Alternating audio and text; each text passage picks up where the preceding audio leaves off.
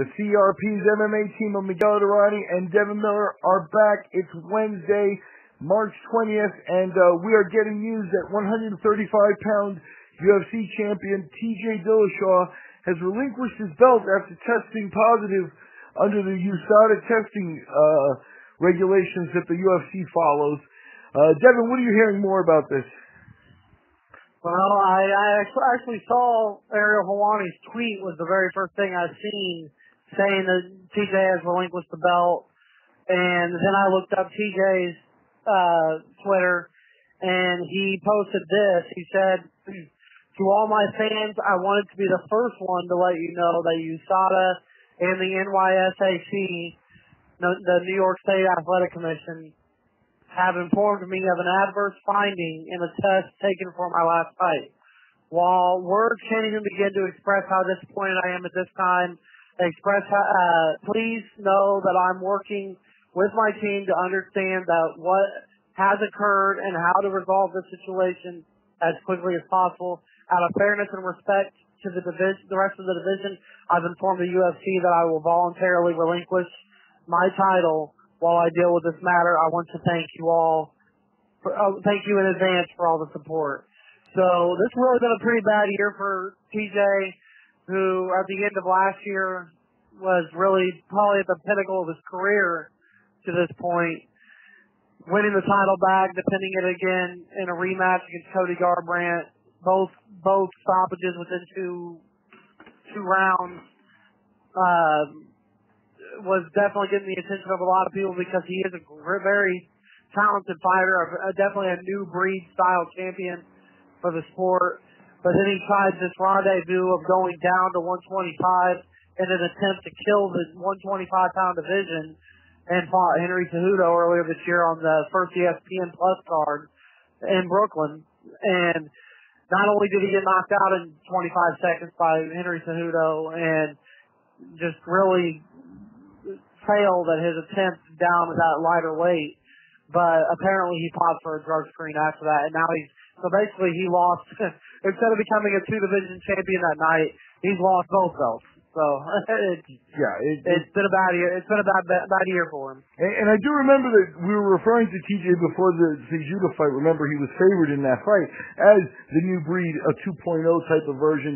You know, an improvement on the amazing performance we once saw out of a Dominic Cruz type in the lower weight classes, where he was actually just transitioning from position to position and from striking mode to striking mode very fluidly. It was beautiful to watch, and he was on the cusp of big things, and yeah, the wheels have come off here.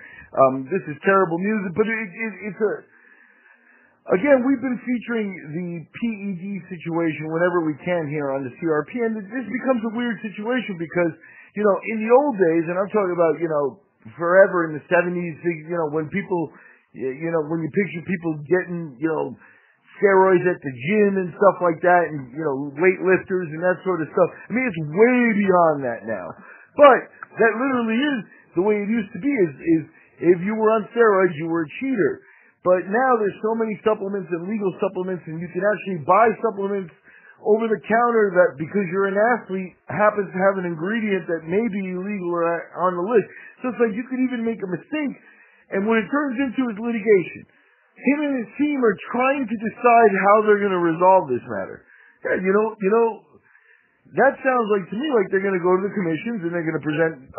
The bottom line is he's going to be on the shelf for a while. He may fight the suspension and get, you know, something on 6 months, and then be able to come back and fight and maybe have his name absolved in similar to a John Jones type of way where everybody says, yeah, right. You know what I mean? Nobody really, at this point, once it gets into the litigation where they're trying to go to a committee and stake a case, it just gets to be ridiculous.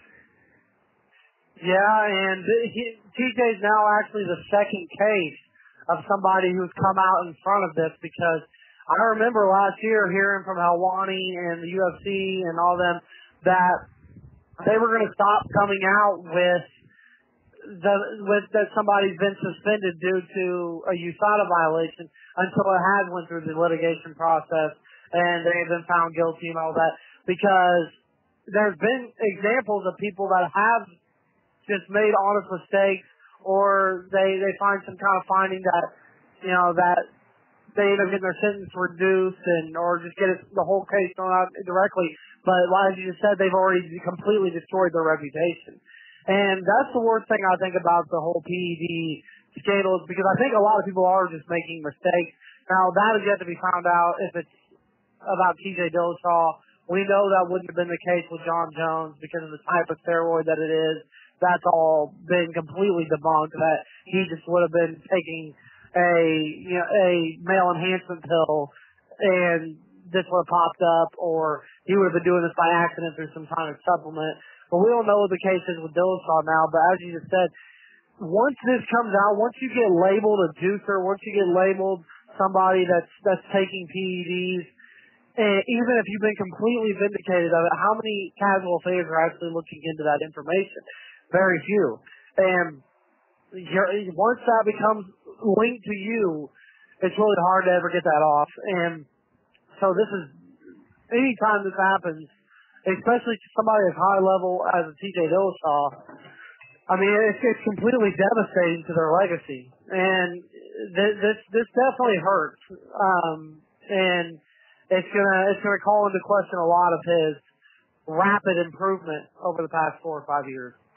Yeah, and like I said, sometimes the futility of it all is there as well, because if it was a mistake, still his name is tarnished. And in general, my feeling on it is that I don't know if the casual fan really cares all that much. I think they'll all answer, in general, yeah, steroids are bad, but that's as far as they get into it. They don't really have the depth of knowledge and the details that, some people in the sport do.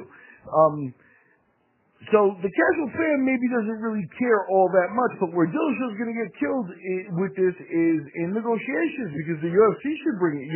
I would bring it up. So man, if you keep testing positive, I may have to cancel fights. Your liability in some way. You know what I mean? And then of course the sponsor's always like a squeaky clean guy to be their face. So there are a lot of sponsors.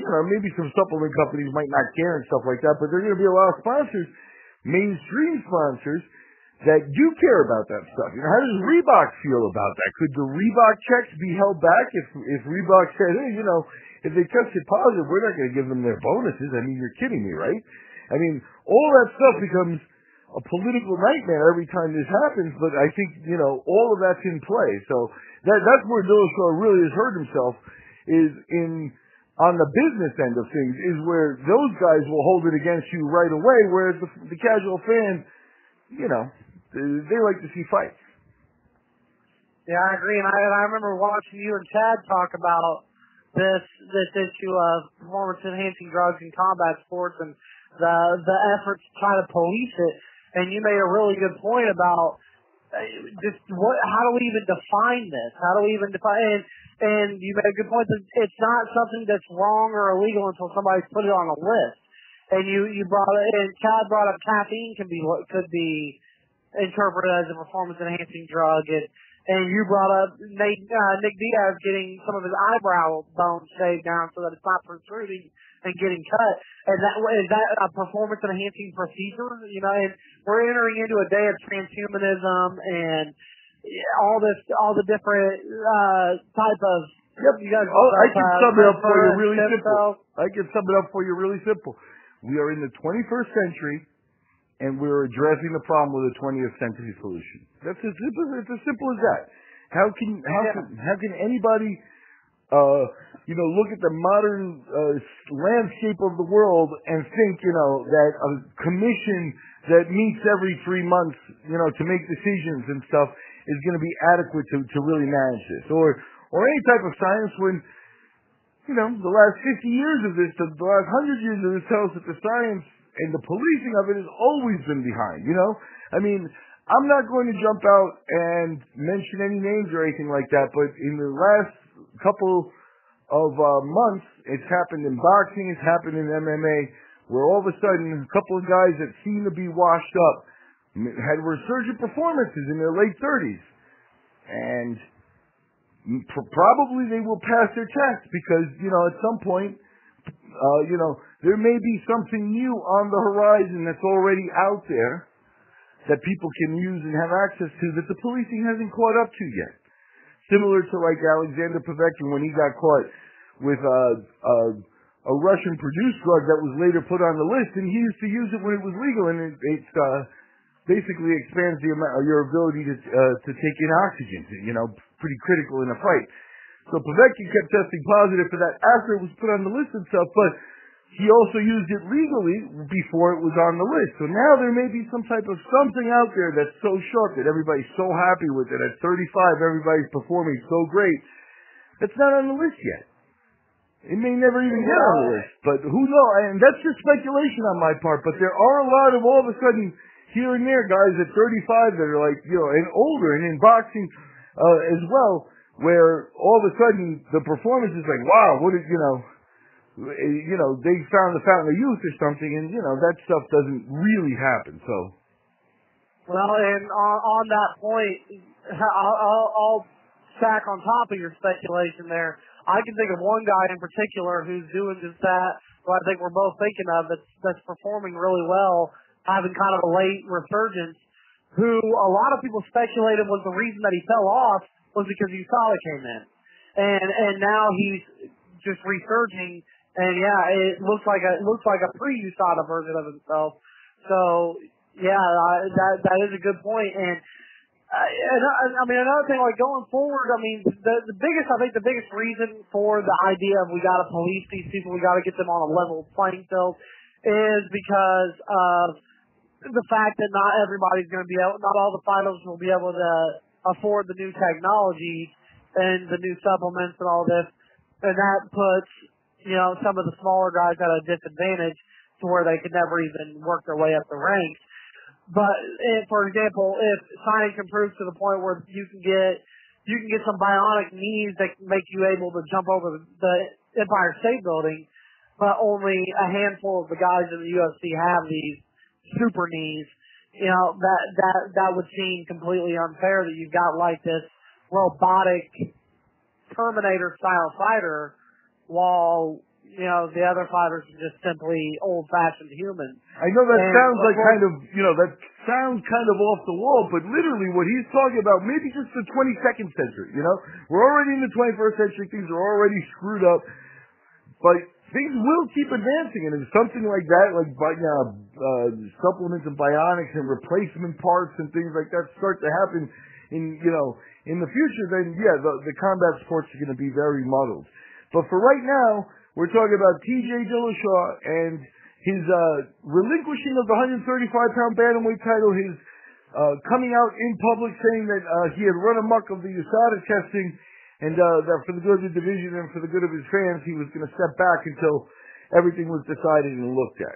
I've been joined by our MMA analyst, Devin Miller. Take a look at TJ Dillashaw's apparent positive drug test.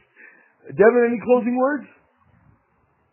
Well, the only closing word is we're going to do another episode, and then either today or the next couple days, just looking at the bantamweight division and where it goes from here, because I think I know who the new king is going to be at this division with Dillashaw being out, and basically we're going to get a title fight probably by the summer between Marlon Moraes and fill in the blank, and that's going to be something we can definitely discuss. But as for this, I think we covered this issue. So terrific. And I'm Miguel Dorati and Devin Miller for the CRP.